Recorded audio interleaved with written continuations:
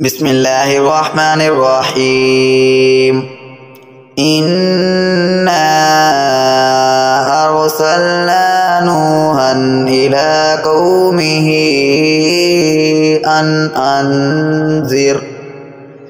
أن أنذر قومك من قبل أن يأتيهم عذاب أليم. قال يا قوم إني لكم نذير مبين أن اعبدوا الله واتقوه وأطيعون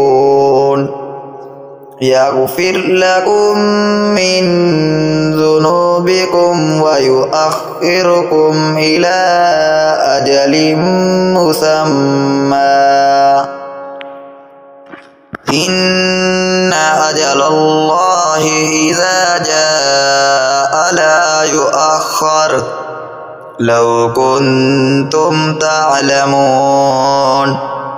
قال رب إني دعوت قومي ليلا ونهارا فلم يزدهم دعائي إلا فرارا وإني كلما دعوتهم لتغفر لهم جعلوا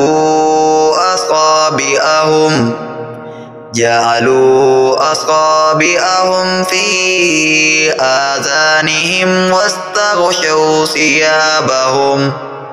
ثيابهم وأسروا واستكبروا استكبارا ثم إني دعوتهم جهارا ثم إني أعلنت لهم وأسررت لهم إسرارا فقلت استغفروا ربكم إنه كان غفارا يرسل السماء عليكم مدرارا ويمددكم بأموال وبنين ويجعل لكم جنات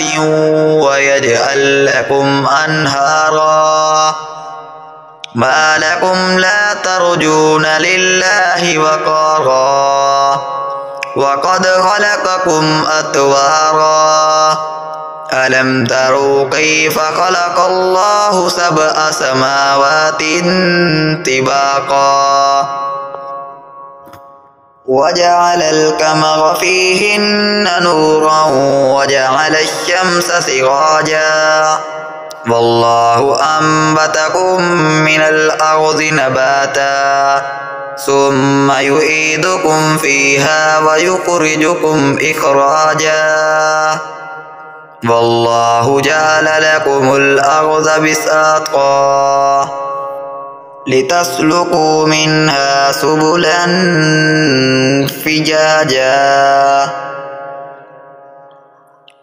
قال نوح رب إنهم عصوني واتبعوا من لم يزده ماله وولده إلا خسارا ومكروا مكرا كبارا وقالوا لا تذرن آلهتكم ولا تذرن ودا ولا صواعا ولا يغوث ويعوق ونسرا